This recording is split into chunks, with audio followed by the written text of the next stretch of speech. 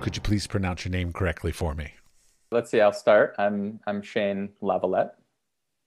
And I'm Ashlyn Davis Burns. Now, Ashlyn, do you go by Ashlyn Davis or just Ashlyn? Just Ashlyn. Yeah. Okay, lovely. My first question that I always want to know about creative people and people in the creative industries, of course, is sort of how did they get made? So, childhood, parents, like what was the thing that sort of led you down the path of going into the creative industries? We'll start with you, Ashlyn. Yeah, so I'm from a little oil town in East Texas, adjacent to a little oil town. It's called Nederland. It's near Port Arthur, Texas. And my family has like many, many generations in East Texas. I was the first in my family to go to college. So like art college was totally beyond my parents' comprehension.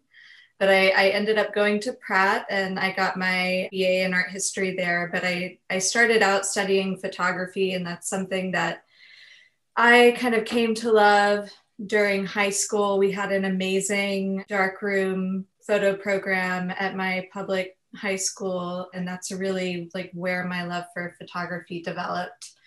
So after Pratt, I ended up doing the work scholar program at Aperture, and then did kind of an interesting 3-year stint working for Penguin Books and Viking in New York in their advertising department, which is still kind of one of my favorite jobs.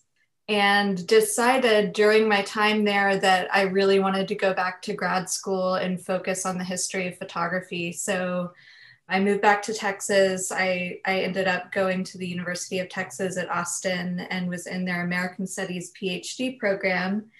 And that's where I, really solidified kind of my interest and inquiry from an art historical perspective into the history of photography, and really focused on American photography and in particular the American South. At the same time, academia is still in this kind of really interesting, difficult state of flux, especially in the States. And I realized I didn't want to go through with the PhD. So the nice way that they say it is you master out. So I got my master's and ended up immediately getting a job at Houston Center for Photography as their development director, which coincidentally is where I did my first internship ever as an 18-year-old. And within 10 months as their development director, was asked to be their executive director. And so that's where I spent the last 5 years and transitioned out of that role last fall. So that's kind of like, in a really quick nutshell, my background, but there's lots of twists and turns in between all of those different transitions. And Shane? Yeah, sure. Actually, Ashlyn and I seem to share developing a love of photography in high school. I went to a public school in Vermont where I grew up near Burlington, a town called Essex. And I had an amazing photography teacher in a black and white darkroom. And, that's where I kind of fell in love with it, or I think just sort of started seeing and appreciating it as a potential art form to work with. And so that sparked my interest in learning about photography as a photographer, as an artist. And I ended up moving to Boston, where I went to the School of the Museum of Fine Arts and Tufts. And that was where I studied photography. That was where I continued to explore my own practice and interests as a photographer. And actually, let's see, maybe a year after graduating, maybe 2 years after undergrad, I had an amazing opportunity arise to work on a commission with the High Museum of Art in Atlanta. I guess that was 2010. And so I spent about a year, a little bit more, working on this commission for their Picturing the South series, which included an amazing group of photographers prior to me. And at this point in my career, being a young artist, it was career changing, it was life changing, and I was able to work on this project at a scale and for a museum in a way that I think helped launch my work and my practice, and ultimately is what led me to getting involved, at least more formally, in working within institutions. I ended up doing a residency in 2011 at Lightwork a nonprofit photography center in Syracuse, New York. And that was where I, scanned a lot of that film for the High Museum Commission during a month-long residency. It was just extremely productive and connected to this amazing community and this organization that directly supports artists. It has a history of, since the 70s of, through the residency, through exhibitions, through grants, and through this lab facility, a community space, working with and supporting artists and photographers. And yeah, I think I had this, it was sort of unexpected. I was doing independent curating, I was doing publishing and working in these capacities freelance. And, a job opening was open at the time. I applied for the position of associate director and ended up getting the job and moving from Boston to Syracuse, New York to work in that capacity. And then I guess it was maybe 2 or 3 years later, the director left. And so I slid into that role. And so since 2011, I've been working in a leadership capacity within a nonprofit, which is not dissimilar to Houston Center for Photography in many ways. There's similarities in terms of history and programming and that type of thing. And then, yeah, I guess that brings us to where we are now. And Ashlyn and I both departing our roles from these, amazing institutions that exist in the photography world to start a new venture and a new platform to support artists.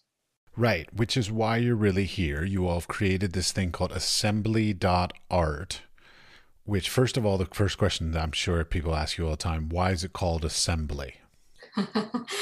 There were so many conversations about the name, and Shane and I have a long list of names that we kind of banged our head against. But ultimately, I think the idea of assembly, to assemble, really captures the spirit of what we're doing. We kind of think of ourselves as this hybrid platform that is based really around collaboration and bringing artists together along with institutions and publishers and collectors and other collaborators. So this idea of assembling and bringing together these different components of an artist's practice was ultimately at the core of what we wanted to build.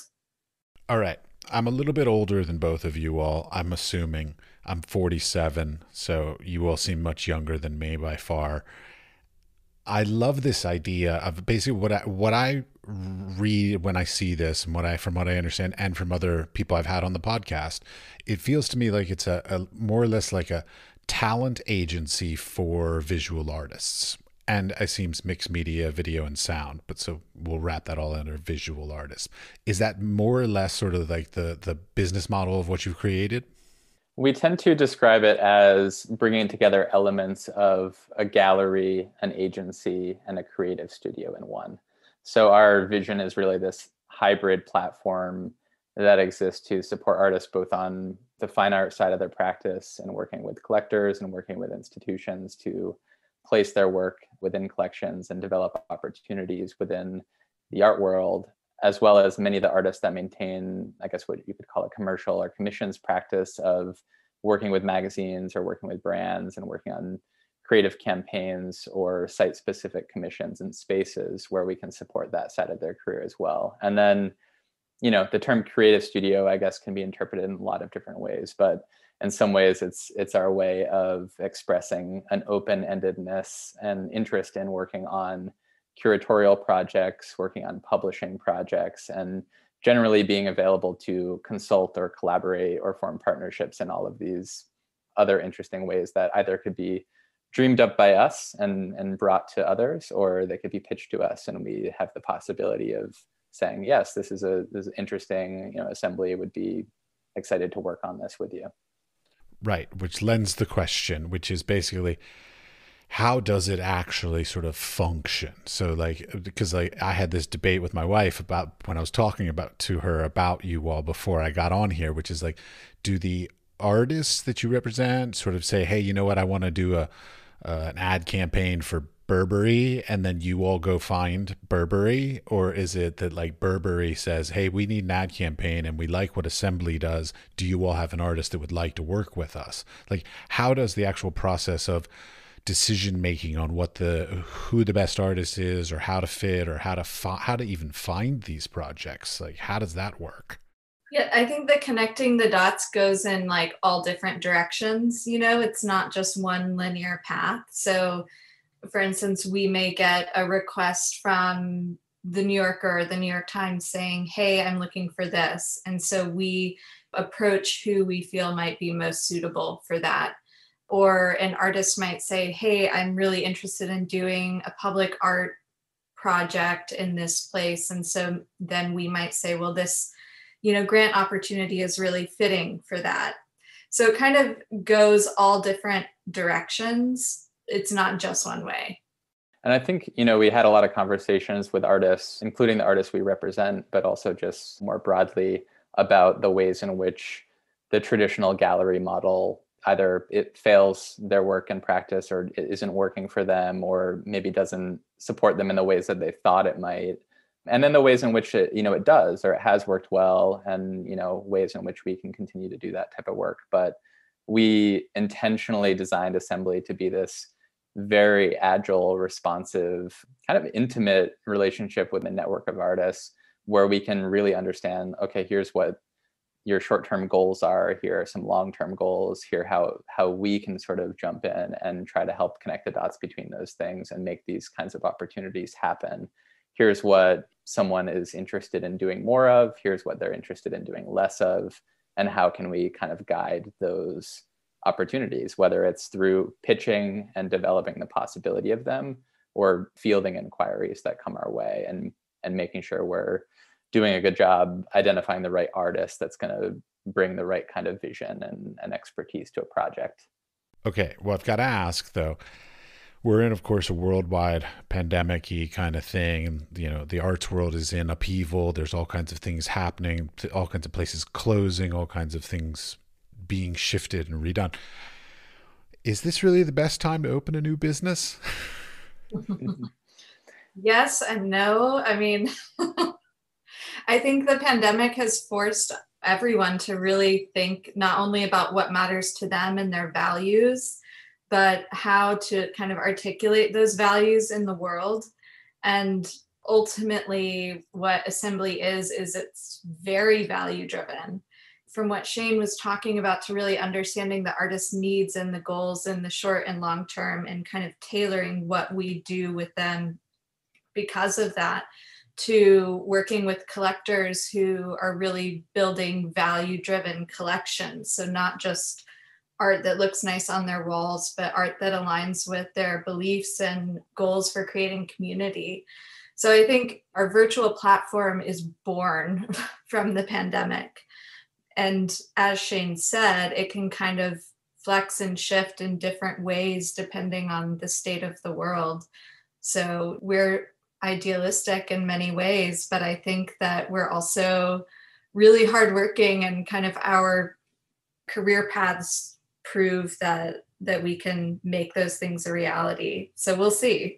Yeah, I think if we can hope for anything through this moment, it's that there's a bit of a renaissance in terms of like new ideas and new ways of thinking about doing things. And yeah, and there's certainly a demand for that. And there's an interest from artists and other forms of support and kind of rethinking how things are done. So we're just trying to be responsive to those things. And, we've seen an amazing response already. I mean, we've existed for, let's see, about 2 weeks, right, publicly.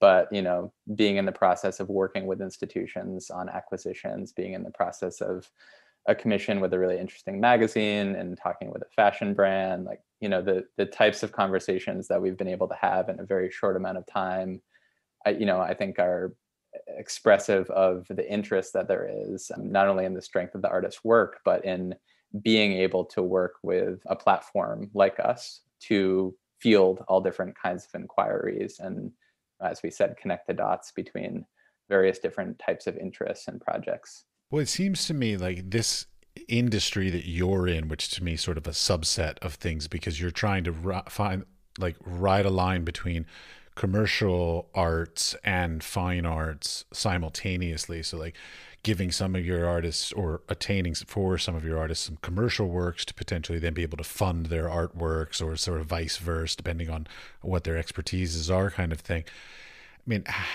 it feels like in the end, though, really that a lot of that comes back to the strength of the network that the two of you all, since I'm assuming you all are the only employees at the moment. Is that right?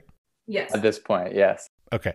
So the strength of your networks, because as you will get more employees and you will expand and get bigger and bigger, that network will expand. But right now it's primarily sort of focused on the networks that you all have built.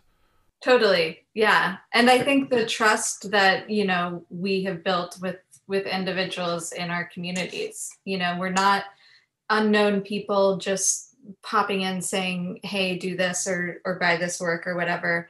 We have kind of established curatorial visions in our fields, and hopefully there's trust there for what we're working towards. Yeah, because the like quote unquote like gallery model that has been in existence for hundreds of years now, more or less. I don't even know when it started, but you get the idea. I mean, we all agree to a certain extent it's broken. We know it's broken, and so, but the idea of doing something like this, I find to be a great idea. My concern for you and for anybody participating is like, will it work? Like, so like, what's the thing that you're doing that you think is going to sort of elevate this entire idea beyond some of the problems that have been in the arts industry in the past? Wow, that's a great question. I mean, I think not only our artist-centric vision or interest in equity for artists and kind of thinking about new ways to support artists, but this responsiveness to being able to have these really open conversations with the individuals that we're working with right now, to not just be focused on the work itself, but the people who are making it, the artists themselves, the artists behind the work, and what their needs are. I mean, I think that being able to do anything from assisting with grant writing and developing fundraising opportunities to supporting artists with PR and thinking about how to better market their work to developing editorial content and written pieces that are going to bring in-depth context to their work, to editing and sequencing and developing photo book projects, which we both have a lot of expertise in. I think the difference is just in expanding the model and opening it up in a way that allows us to think, as we say, holistically or expansively about an artist's practice and how everything is interconnected, and how what they often need is, a support system and people they trust to be able to ask about anything as it comes up. And that's how we're interested in working with artists. And that, some of the good galleries, some of the good gallerists or maybe agents do that, but I don't think it's as widespread thought about and talked about as we might hope. Yeah, and at the end of the day, what we're doing isn't new. This is how to make a life as a creative person. I think what we're doing that's unique is bringing it all together into one platform. So an artist isn't working with both an agency and a gallery and maybe someone to help them with grants and marketing. We're doing all of those things, and that's really informed by our nonprofit backgrounds because we've done all of those things before. And I think in photography in particular, many photographers historically have worked across this sort of fine art and commercial sector. I mean, thinking about Walker Evans or Elliot Erwitt, they were making personal work on assignment, and you look at a contact sheet and see some of that personal work that maybe wasn't published for the magazine, but became iconic images that they showed in museums and galleries. So we're kind of putting those things together in a way that to us feels very natural, because it has been how one creates a life as an artist for many years. You talked about like grant funding and commercial projects and things like this. So like, if you all are okay with sort of sharing this, like, how do you fund this? Because the reason why I asked that, I've done plenty of grant writing in my lifetime, and holy crap, they almost never support what I'll call like operational costs. So like, they're not going to keep your doors open, but they'll give grants to a project, but they're not going to pay your salaries. They're not going to pay for an office or your website or whatever. So doing things like helping artists doing grants, how is that? That's not going to be financially really helpful directly for your organization. Is it an organization or a company? What do you call it? At this point, it's more of a company, I suppose, as opposed to like an institution. Fair enough. I'll call it a company then. So ready grants is not really going to be financially beneficial for you. So like what's the sort of sustainability model as far as the financing and the funding of sort of keeping this going? I mean, because if in my mind, again, I'm going to just like project myself onto this, if you're going to help artists get into exhibitions in institutions, I don't see a lot of money coming to your company to do that. However, the big income will be the commercial projects. So is it going to be the kind of thing where like basically the commercial projects are going to end up sort of funding the grant writing and the institutional projects, or is there some other sort of funding model that I'm not getting out of this? You're right to use the word indirect, because I think that is what we see is if the artist succeeds, we will succeed. That through the success of these other avenues that support their life as an artist or their practice, we will be able to benefit in a way that a traditional gallery or agency would benefit. So, there's a commission structure in place that's really standard in the industry. But of course, we're not being funded by grants and foundations and government funding as you are. I'm only partially funded by that, not completely funded that way. Still seeking funding. Always seeking funding. Sponsors. Anybody wants to be a sponsor? I'm always looking for some sponsorships, but that will come in time. Okay.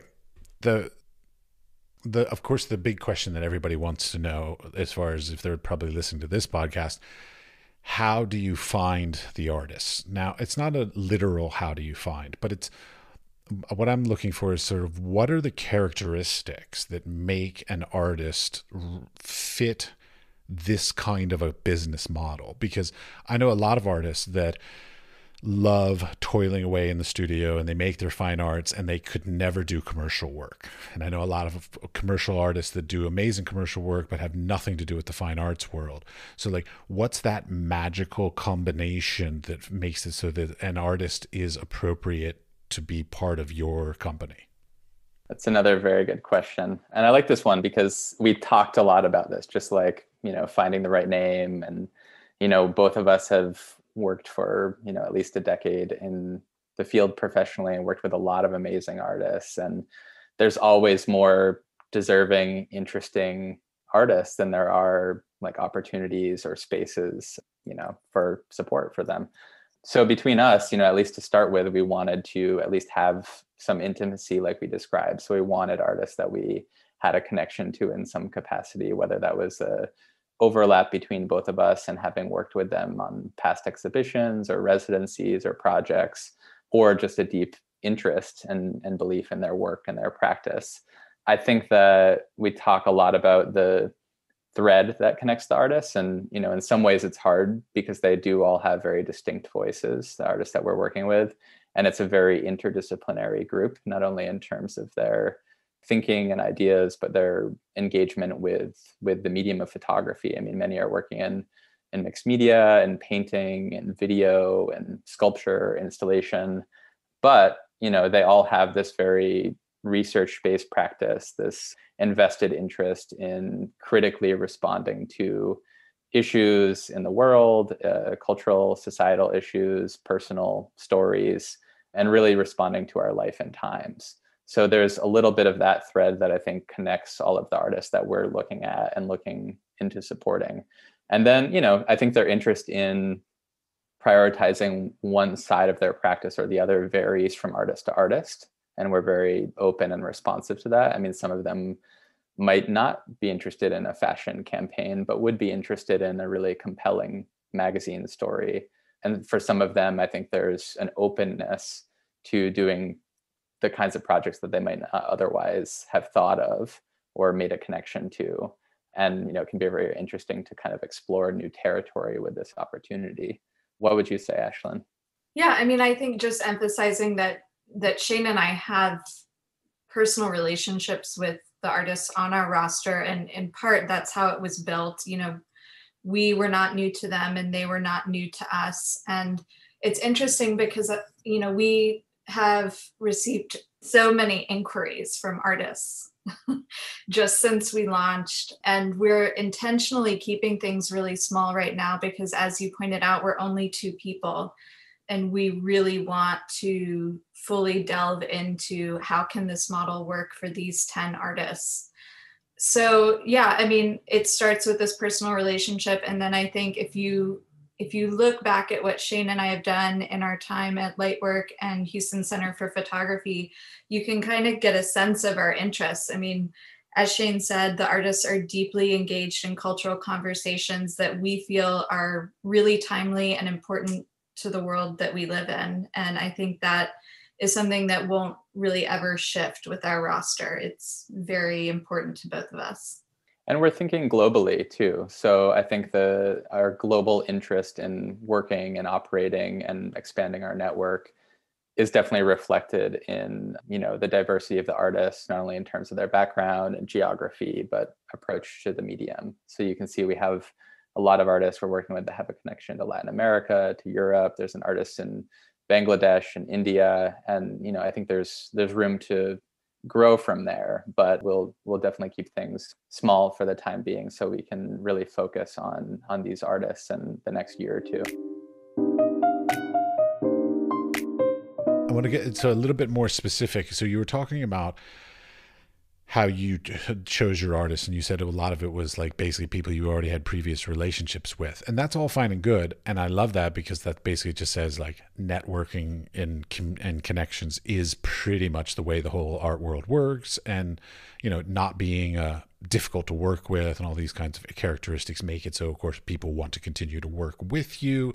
All that I totally get, but my question for you, from your standpoint, so let's say all these thousands of new submissions that you're getting, what are you going to look at when you're trying to decide when you want to grow? So what will be the things about a new artist who you don't have a personal relationship with that you might choose to be part of this company? Yeah, I mean, I think another thing that kind of binds our roster together is everyone is at a somewhat similar point in their career trajectories. So no one is totally brand new, and no one has had 100 solo exhibitions at museums. So I think looking at, are we prepared to help them at the point that they're at in their careers is one important component. And as Shane and I have both mentioned, we're really interested in artists with an interdisciplinary practice. So kind of changing or shifting the ways we think about the medium of photography, because that in and of itself, I think, is really relevant to our discussions of culture and the world around us. And then, as we've also mentioned, we're interested in having a really global roster of artists. So ensuring that we have representation in different parts of the world for different projects that might come up. Shane, what would you say? Yeah, I think the geographic element is certainly part of it, but a lot of it has to do with artists kind of being maybe even at this point that you might call mid-career, or having perhaps even received attention in one part of the world but not the other, or where their work is really ripe for more institutional attention, museum attention. It's sort of that scale and importance and relevance and resonance that when we introduce this work to curators in a part of the world where they're unfamiliar with it, they're going to respond in a positive way, and the work is there, right? But like Ashlyn said, where do we fit in? Where can we do something to kind of add value to the artist's career and support them with where they're at? So I think, as we get to know artists, if it's someone who we don't already know or have a familiarity with, in some ways it's unlikely that we would start working with them in the short term, but it might mean that we start a conversation with them about their work and get to know it over the course of the next year or two, and that could lead to something in the future. But I think that's it's like any relationship, right? You need to not only understand the work, you have to know the person. There has to be an element of trust and understanding, and just this deep two-directional belief and care in each other that's going to make it a meaningful relationship and not just a surface level one. So more than just a business transaction. Exactly. Yeah. 100%. Yeah. Which, I mean, every relationship should be. In the art world, for sure. In Yes. life, in life. I don't know. I don't really want to get to know my person at the supermarket that closely. That's a business transaction. But Sure. that's just me. That's fine. All right. I have a question from a listener, Violet. She wanted to know about the role of artists as citizens. Like, should the artists that you represent, because you're talking about like globalism and having sort of positions on things that are in the news, things that are in the the lexicon of what's being talked about right now. So do they have a responsibility to have some sense of moral urgency, or should they possess any sort of great thing about like advocacy or anything like this? Is this kind of stuff important to you? Should is always a really dangerous word, in my opinion. I think that, everyone, every artist, every creative person is kind of led to what they do and how they do it because of something that is important to them. And oftentimes it comes from a kind of intuitive place, the way that they respond to the world and the way that Shane and I respond to the world as well. I think in terms of our interests, we're interested in what reaches beyond the personal. We are interested in artists who are very engaged in the world that they live in. For me, it's tricky to say that all artists have a responsibility to do one thing or another, but I think the artists who are doing that are particularly interesting and exciting for me.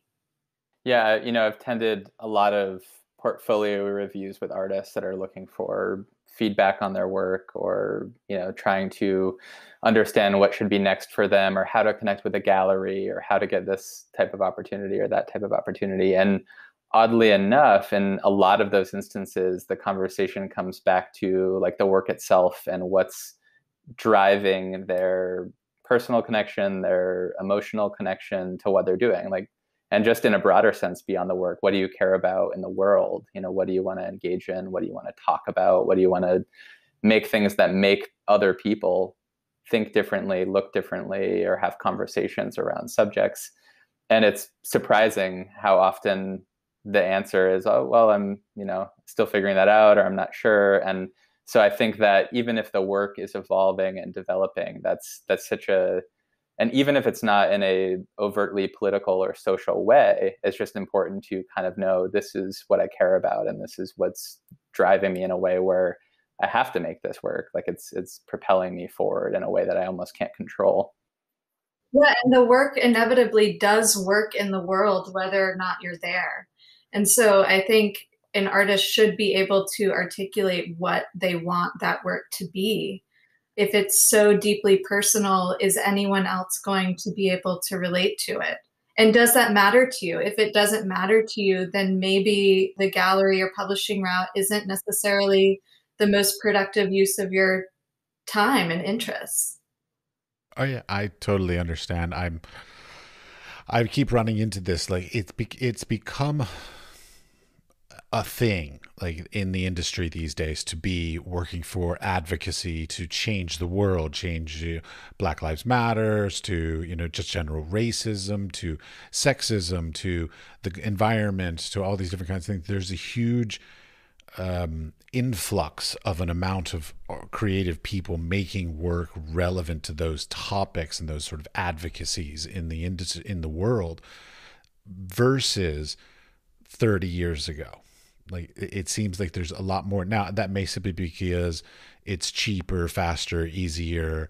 Everybody's carrying cameras with them in their pockets, kind of making it just easier to achieve these things. But I feel like there's been a shift of a volume of advocacy work in the recent history. Yeah, I mean, I think that in some ways, maybe the most seismic part of that shift is institutions understanding that they need to prioritize work that is of that nature, or reflects a multitude of perspectives or topics that they haven't made a priority, and all the systemic issues that play out over time that have disproportionately not supported individuals or voices or perspectives. And so in many ways there's like this like bigger shift that's happening. I mean, I don't think that there was any lack of socially concerned or politically motivated work in the 1970s. I mean, like speaking from the perspective of someone who worked at an organization that was started during a time where artists came together to make a space to support emerging and underrepresented artists working in photography, because the museums and institutions weren't always doing that for women, for artists of color. I mean, very basic. And, I think that there was no lack of this sort of work or artists of different backgrounds working in history. There was just a lack of support and visibility and space made, especially within institutions. Yeah, I think that's really important, Shane, because the history of photography is still being written and rewritten and rewritten. And I think, as institutions and people who put these things into the world learn more, the more we understand that these artists have always been there. It's just, were they given the space and platform and opportunity to share their work in the same ways? And that's something that's still shifting and changing and is very relevant, I think, to assembly and what we hope to do. All right. I've got to go. Also, another question from a listener, Joe, wants to know about like the idea of working consistently in a quote unquote style. Yeah, traditionally, like when I was young and being taught in school, they were all saying, "Oh, find your voice, find your style, and stick with it throughout your career," kind of crap, which I now know is bullshit. But that was the way we were taught for many, many years. And now also, like, in addition to sort of your company, is that there's the aspect that you're encouraging your artists to do commercial work and fine art work, which oftentimes is necessarily could be a very different style in and of itself as well. So like, how important do you all feel that this idea of like a consistent style, whether it's commercial work, fine art work, and then even within your career, is to a photographer these days? Well, I would ask Joe, is that who you said it was, Joe? I would ask Joe a slightly different question, which is, does the form echo the content of the work?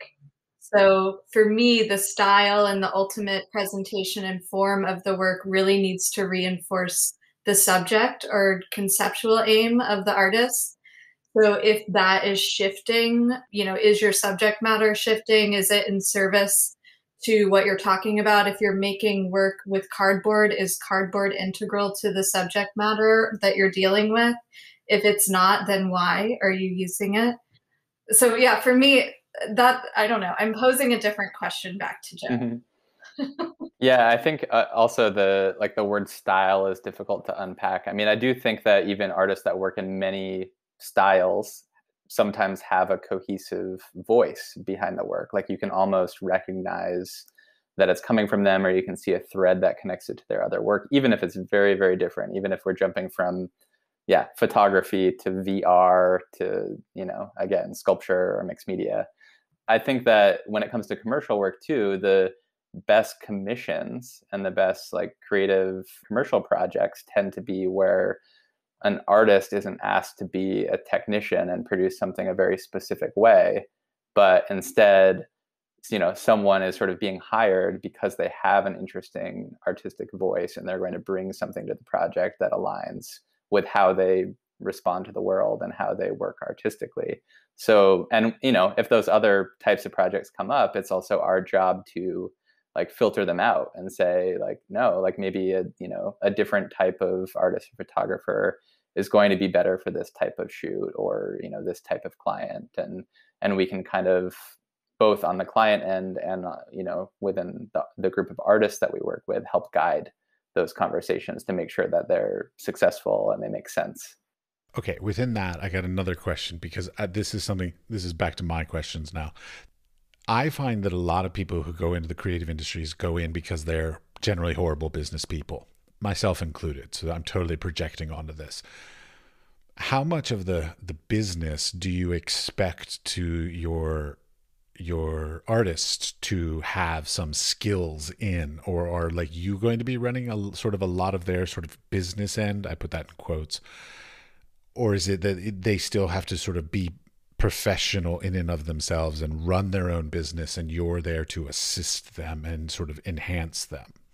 I think it's a mix. I mean, some artists are great writers and some are not. And some artists can be business minded. I mean, I don't know how it happened for me. I got interested in being an artist, and then I've worked in nonprofits and I've worked in independent publishing, and I weirdly love like the business aspect at times. So I think it's in this intimacy we talked about and understanding where the artist is at and where their needs are and where their skills lie, we can help do anything that's needed and we can sort of fill in the gaps for what's possible. But, there are some artists that are probably great to, have meetings with different places when they're in New York City, and it's going to sort of be helpful because they can talk about their work and they can make good connections. And, not that other artists aren't, but there might be certain instances where it's better for us to talk with a client or to like manage the process, and then, they can stay focused on like the creative aspects.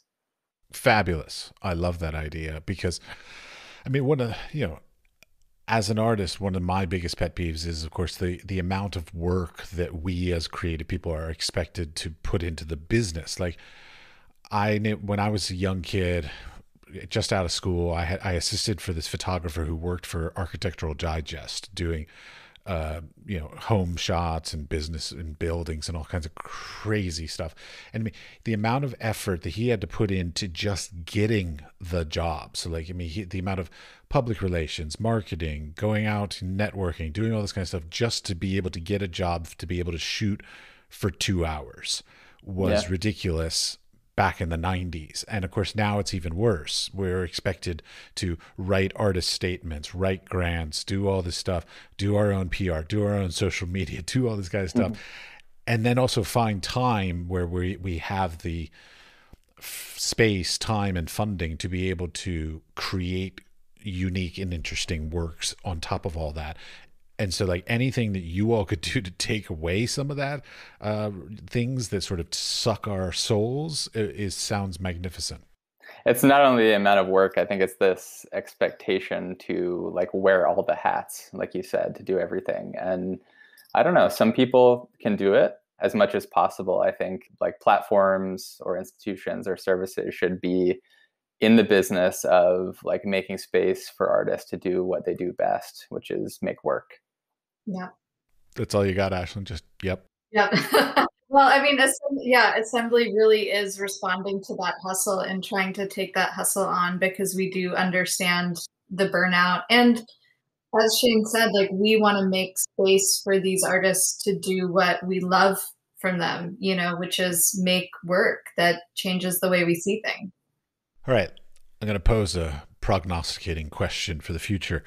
What's your perfect thing? So like, what's that goal project? Like, so if you could create the perfect symbiotic thing between a commercial project and or an institutional project, what's your like company goal? That's a huge question. And I imagine the answer to that will change over time. But in terms of like synthesizing some of what we're doing, an example of something that I loved seeing and responded to that kind of shows how we're thinking about our artists working across the commercial sector is the Lorna Simpson collaboration with, I believe it was Essence magazine, with Rihanna, really articulating her artistic vision in this unique way for an editorial outlet. I thought was really amazing, and is something that we're kind of seeing a lot more of, this artist collaboration with brands and publications. Again, not trying to fit them into what the magazine's vision is, but extending their artistic vision into this more general space, which I find really exciting. Yeah. And actually, along those lines, we can't talk about it yet because it's not out yet, but we're working with a magazine to do a commission piece with one of the artists that is literally a commission for them to make a piece of artwork, as opposed to photograph a subject or something specific. So it's entirely open-ended, other than a little bit of a prompt, and it's an opportunity that's commercial where the artist can focus on making a new artistic piece that's going to have this life in a magazine, but it's also going to serve as a piece of art that, you know, might be interesting and important to them in terms of their own artistic practice and flow. And hopefully allows a broader audience to engage with art, right? I mean, that's kind of the end goal. Like, how do we bring art to people in a meaningful way and in a relatable and understandable way? Mm.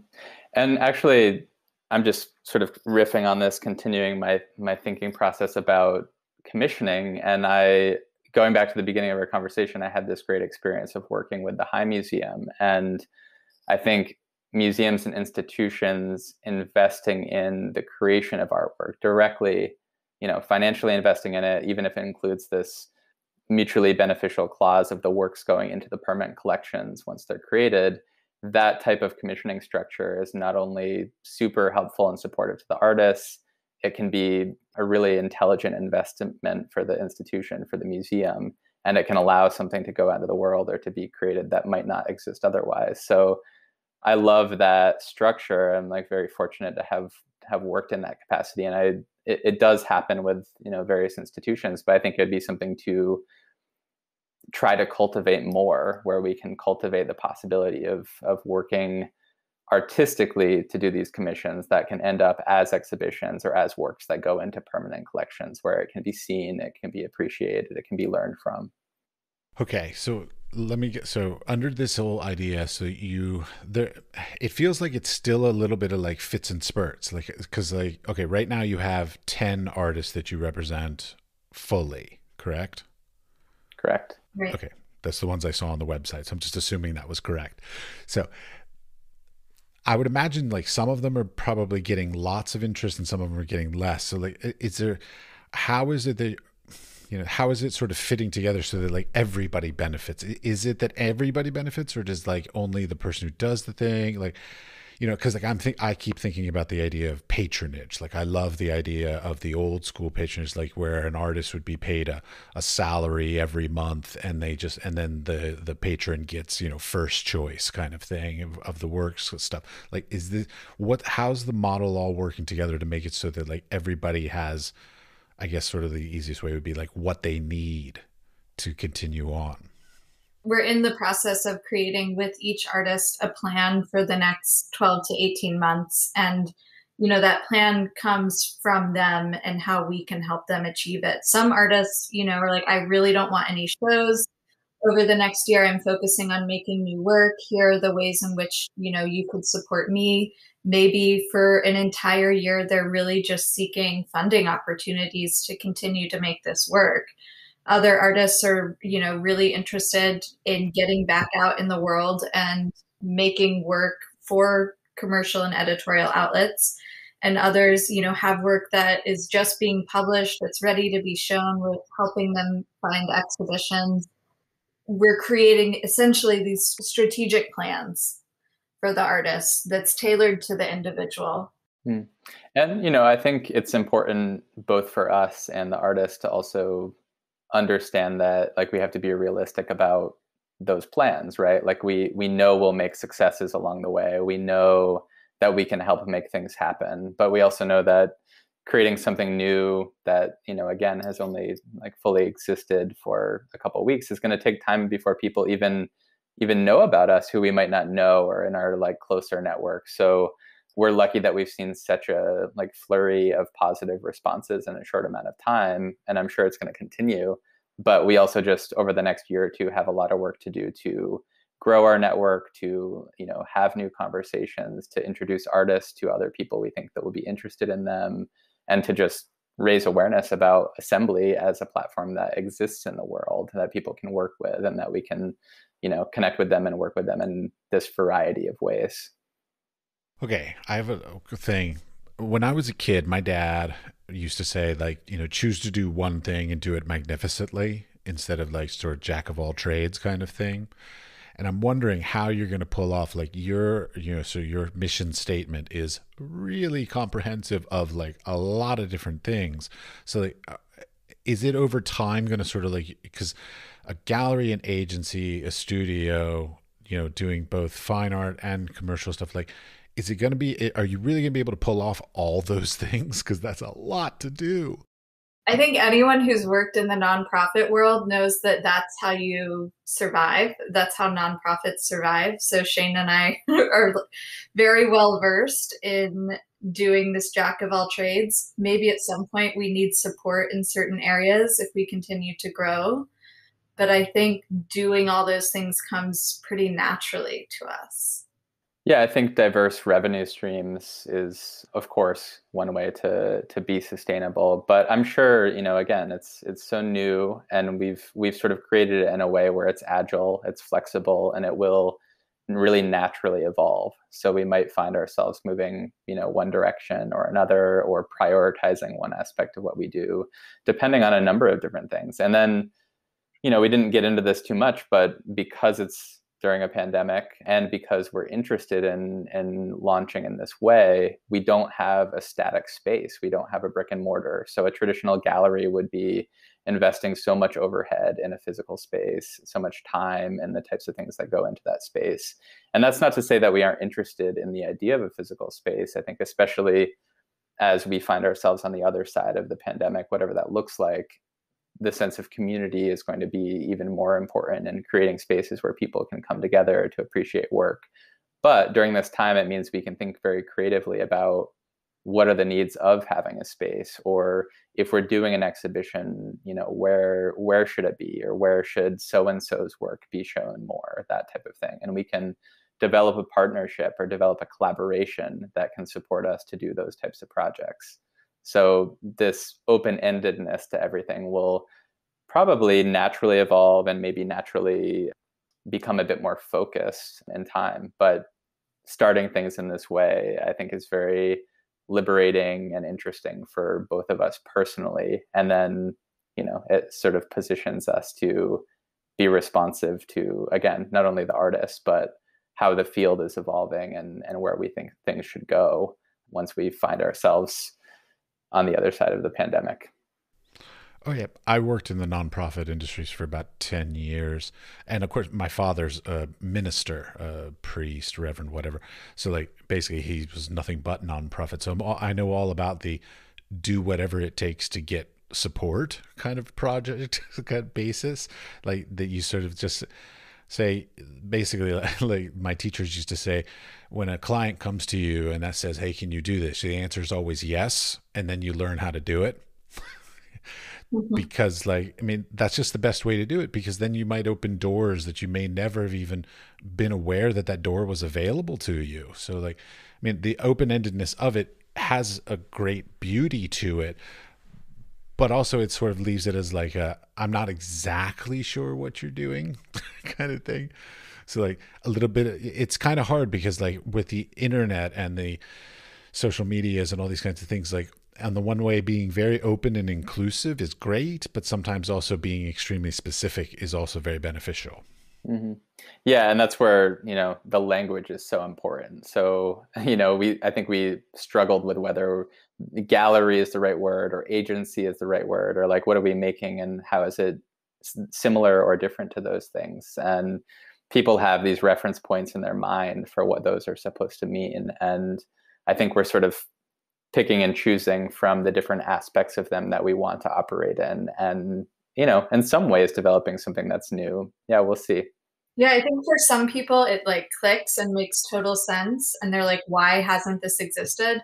And for others, they're like, but how can you do all of these things? I agree with both of those statements. Yeah, I mean, I think it's just a different personality maybe. But as, I kind of said at the beginning, at the end of the day, what we're doing isn't new. It's really just assembling these different parts of the creative practice into what we feel is a sustainable whole. All right. 2 last questions. First question is, can you name, well, I guess, so between the two of you, you don't have to do it individually, 3 artists that somehow inspire you currently? Oh, gosh. This is like a favorite films kind of question. Yeah, so like artists who are not on our roster, because I would say our roster is very inspiring to us. I will leave that up to you. If you want to do your roster, feel free to do your roster. It's your choice. It's your conversation. Well, I'll go with one. Maybe we can ping pong, Shane. Yeah. Okay, then we'll do 4, so 2 each. So I just opened a show in Houston at Houston Center for Photography with an artist named Pacifico Solano. And he's an example of an artist who we're working with off roster.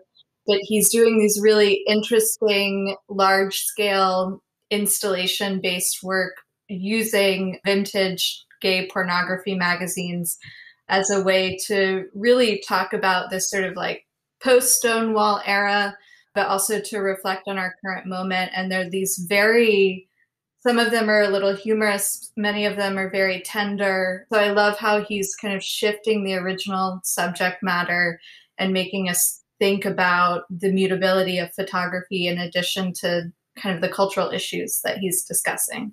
Let's see. I'm going to plug Fumi Ishino, who is an artist we're working with. But the reason I mention him, it might be interesting for listeners who are interested in books or photography books, artist books, is that our first like special edition project that we've released is in a close collaboration with him. He's made this really interesting kind of humorous handmade book project called Index of Fillers. And it's inspired by his experience growing up in Japan and, you know, the imagery that comes from pop culture, some photographs of his, and it's designed based around almost this like comic strip structure. And, you know, like I said, it's a really small edition. So there's only 30 copies available. It's a little bit more expensive than your average art book, but it's still kind of at that accessible price point for what we think is a really interesting, complex art object in and of itself.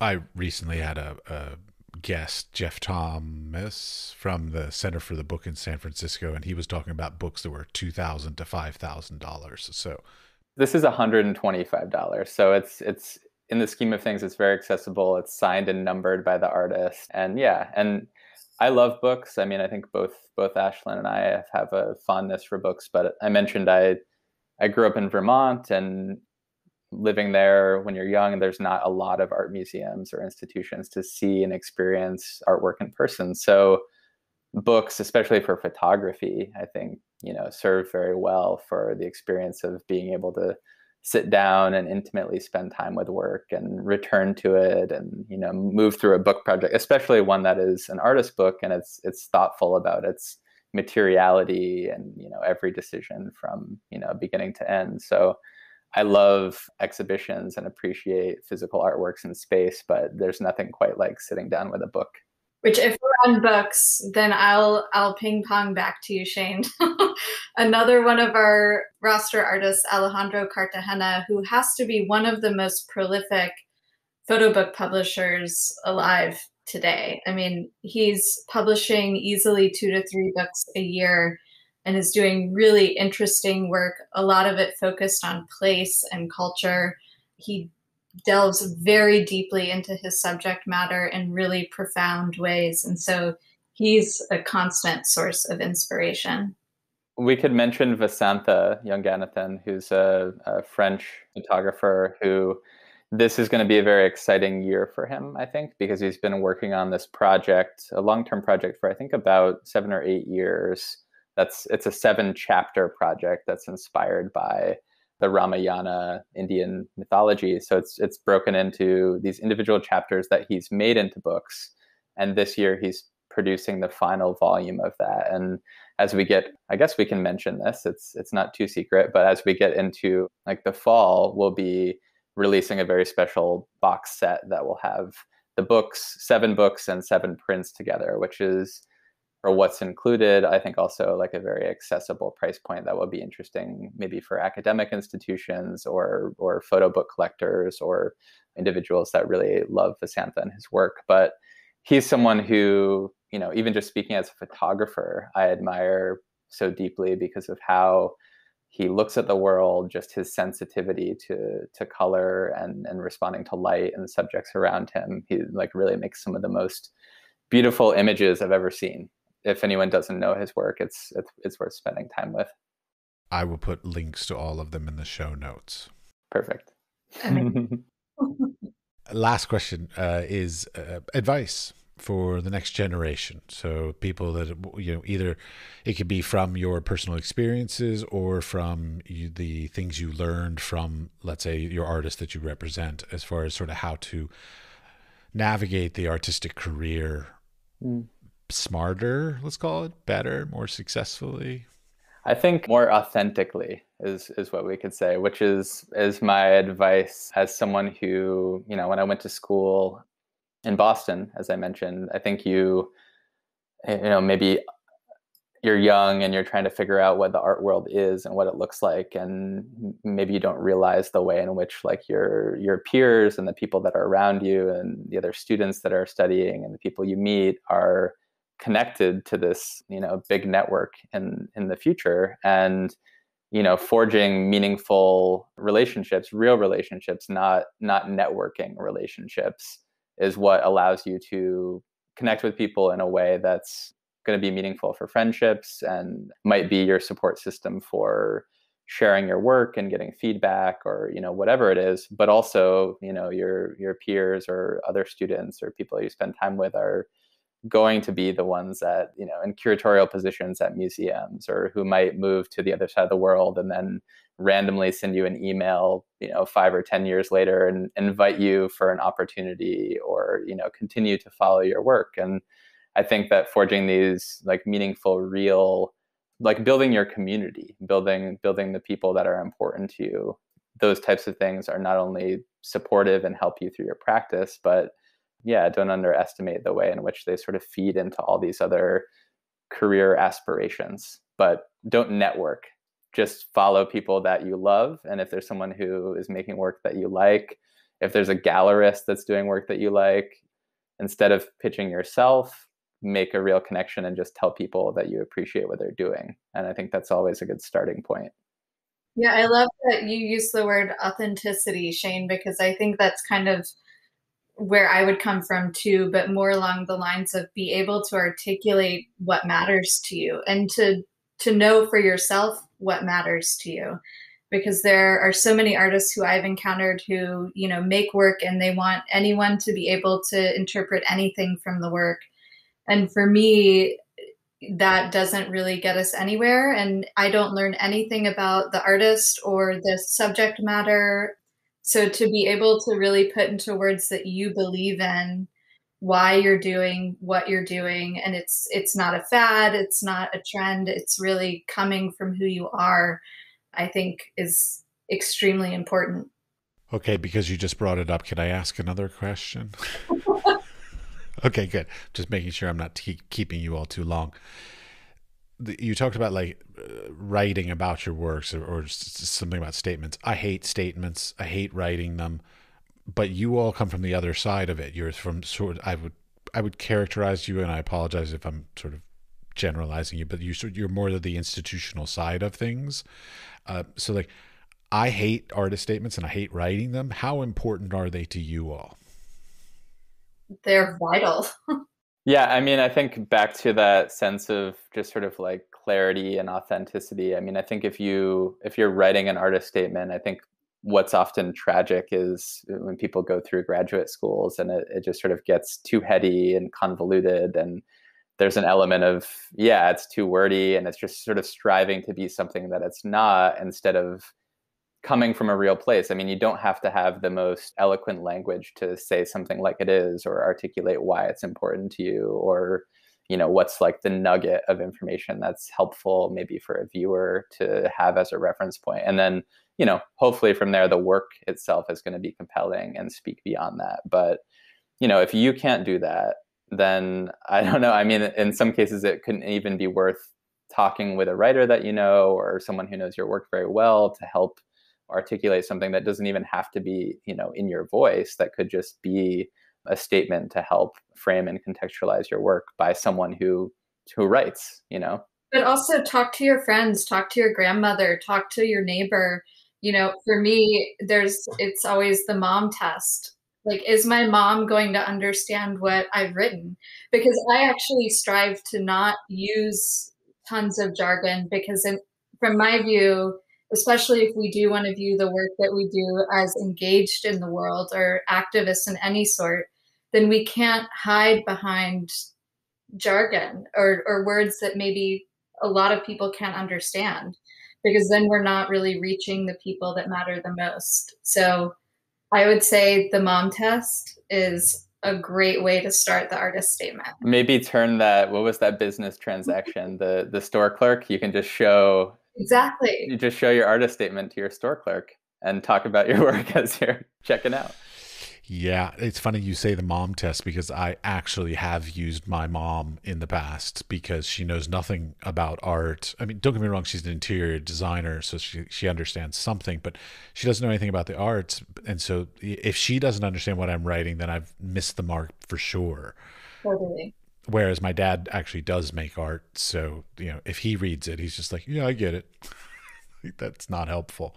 Yeah, when I was working at Lightwork, the residency program, we would get close to 1,000 applications every year. So again, talk about like no lack of strong work in the mix, deserving artists, kind of across the board, especially when you get to maybe the top 200 or so. It's like you could throw a dart and they're all deserving and making interesting work. But sometimes like the most resonant applications would just be the most like simple and real and direct, and there wasn't this sort of effort to like over explain or articulate, and you could just feel the person behind the work and kind of understand where they're coming from or what's driving the process of the work. And if an artist statement does that, it tends to like stop me or like grab my attention. As I'm listening to this, I'm rewriting my artist statement in my head. So yeah, okay. Any last bits that you want to expand on or touch on? Anything we went into that you didn't say enough about, or some topics you want to address that I didn't bring up? We're just glad to share more about Assembly with your community, and hope that people will follow us, on Instagram and check out our newsletter and stay tuned, because there are a lot of exciting things in the works that we can't share just yet. Wait, I've got to ask a question. Shane, you're amazing on social media. You have tons of followers. Ashlyn, not so much. Nothing personal. Hey, we're being real. I'm horrible at it. Shane, what's your trick? How did you get so many followers? Like, what'd you do?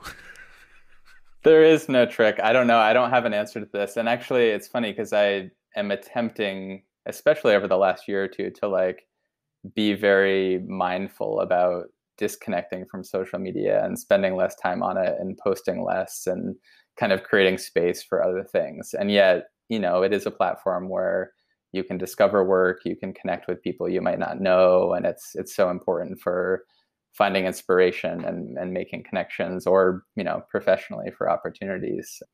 I don't know. I don't have tips or tricks, and I can't. There's no crack of the algorithm. I would just say, again, if you're an artist, you like sharing your work and being authentic, or sharing the process of making things in your work is probably interesting to people.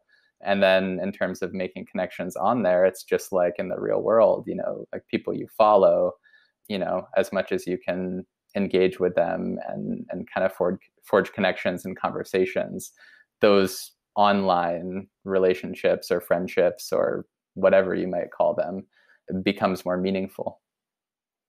Hopefully. Yes. Yeah, I know. I moved, I think I did it one time. I've moved 19 times since I graduated high school.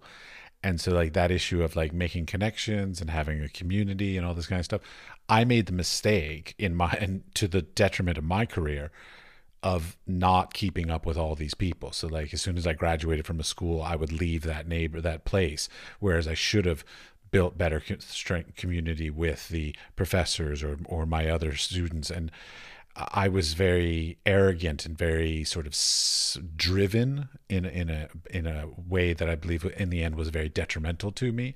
And so like that idea of building a community, partly I feel like comes from staying somewhere, like learning to find a place and then find a way to make it work for you, instead of trying to seek somewhere else.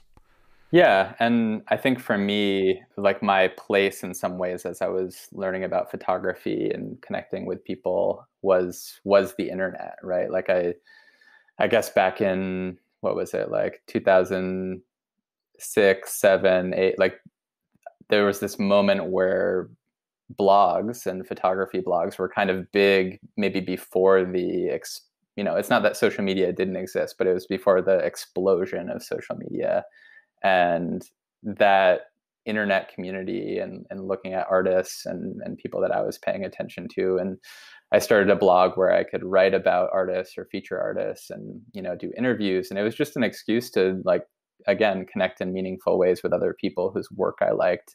But through that, it's over the course of, I guess, a decade or maybe more, it built a community. And so as a lot of people sort of stopped blogging or moved to social media, or everything became so saturated, in some ways, like all of those people that I connected with far back then, I'm still, even if I don't know them that well, I like know their presence on the internet, or I know them through Instagram now, or I can remember that we had email exchanges 15 years ago about a particular artist or an idea or whatever it was. So yeah, the internet is amazing, and it's so interesting what kind of connections can naturally occur.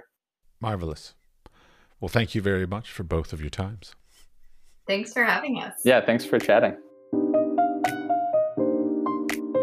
The Wise Fool is supported in part by an EEA grant from Iceland, Liechtenstein, and Norway in an effort to work together for a green, competitive, and inclusive Europe. We would also like to thank our partners Hunt Kastner in Prague, Czech Republic, and Kunstsentrene i Norge in Norway. Links to EEA grants and our partner organizations are available in the show notes.